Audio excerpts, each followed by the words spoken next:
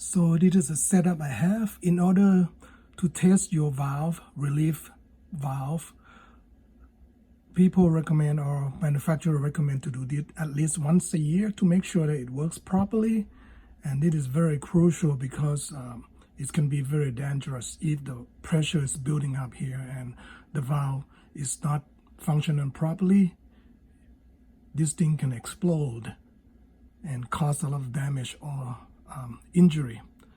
So in my case, I have my relief valve connected to the outside drainage. That's the drain line here that we go outside the house. If you go outside the house, and so what you need to do, you can have someone that go outside and look at one of your drain pipes outside.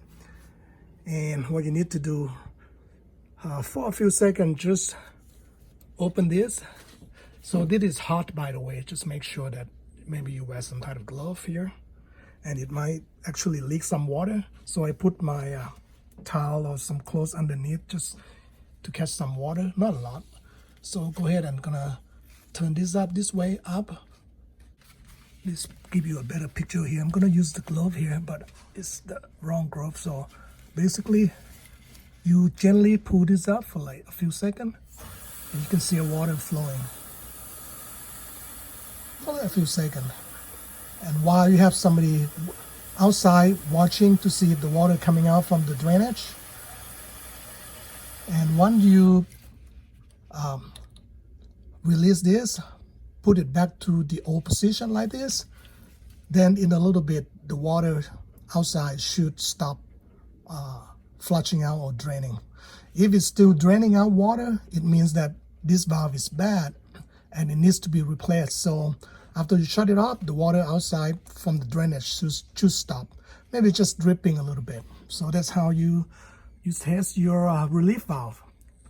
Anyway, pretty quick and easy. And thanks for watching, and do this once a year at least, because this is a very crucial step that most people don't do.